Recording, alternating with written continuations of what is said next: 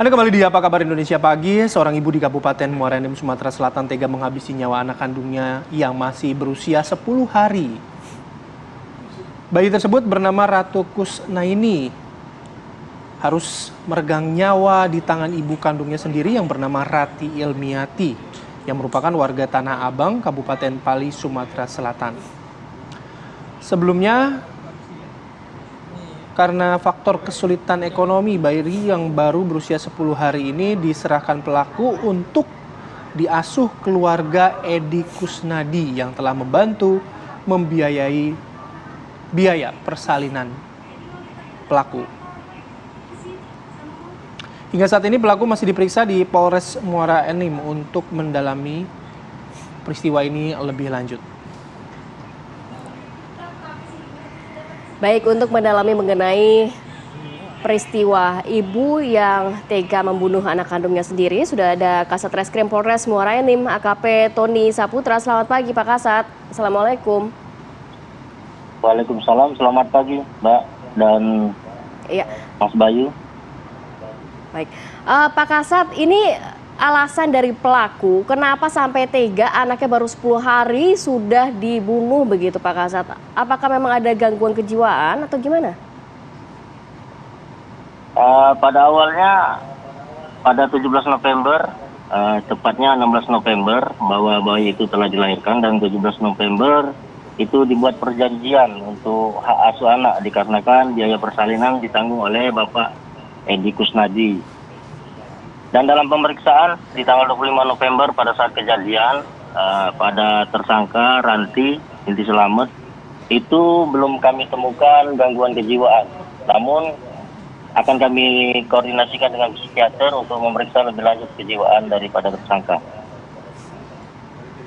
Oke, Pak Kasat, jadi si pelaku ini dibantu biaya persalinannya oleh si keluarga Pak Edi ini.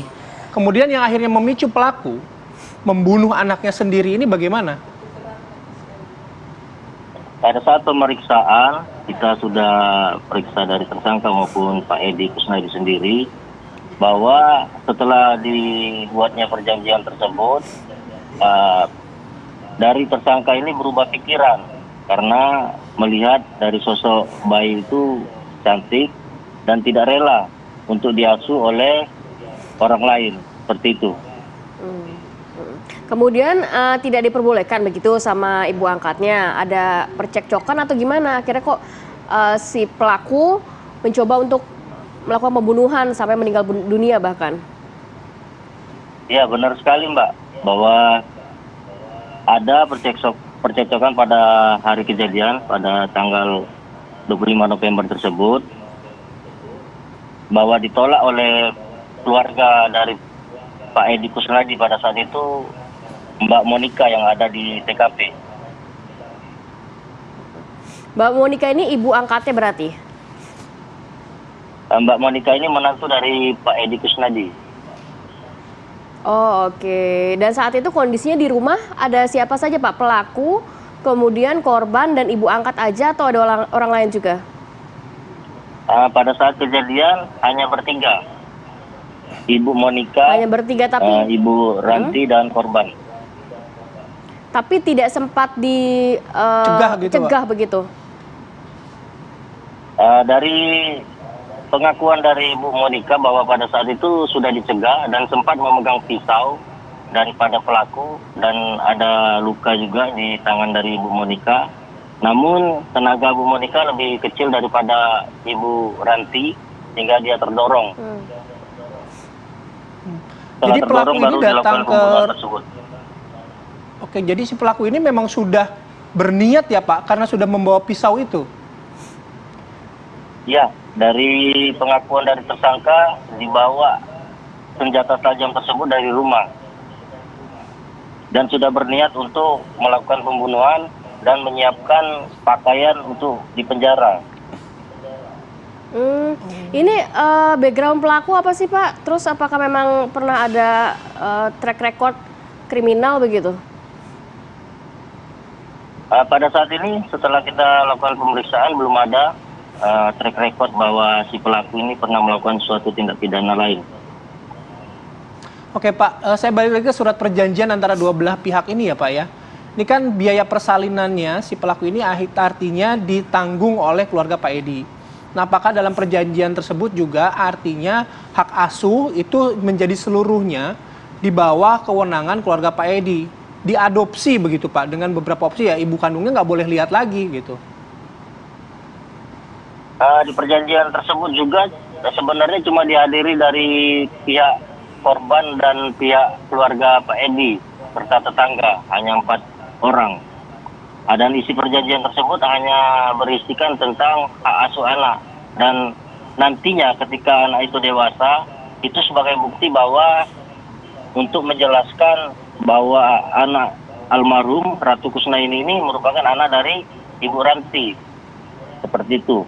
Sorry, perjanjian antara antara korban dan keluarga Pak Edi.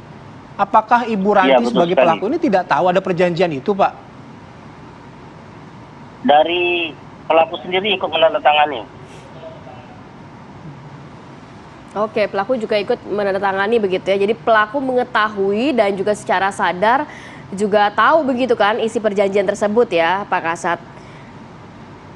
Iya, karena pada mulanya Ya, di ini- 17 November itu, pada saat sebelum persalinan, dia sudah menghubungi keluarga Edi untuk mengasuh anak tersebut karena kekurangan biaya. Sudah ada perkataan tersebut sebelumnya di Oke, tanggal hubungan si 17 November. Hubungan si pelaku dengan keluarga yang namanya Pak Edi ini apa? Kenapa sampai si pelaku meminta tolongnya ini ke keluarga Pak Edi ini?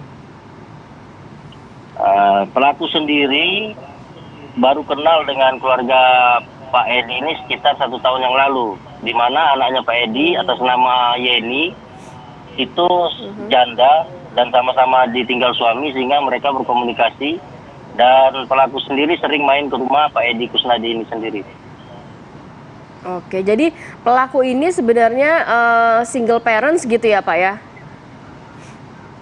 Ya, ditinggal sama suaminya. Oke, jeratan pidana, ancaman hukuman berapa tahun penjara Pak? Pasal apa yang akan dikenakan? Pada pelaku kami kenakan Undang-Undang Nomor 35 Tahun 2014, perubahan Undang-Undang Nomor 23 Tahun 2002 tentang perlindungan anak, subsidiar pasal 338 dan 340 KUHP, dengan ancaman hukuman seumur hidup. Oke. Oke. Baik, terima kasih banyak AKP Tony Saputra, Kasat Reskrim Polres Muara Enim sudah berbagi informasi pada kita pagi hari ini. Salam sehat selalu Bapak. Assalamualaikum. Salam sehat selalu Mas Bayu dan Mbak Rati.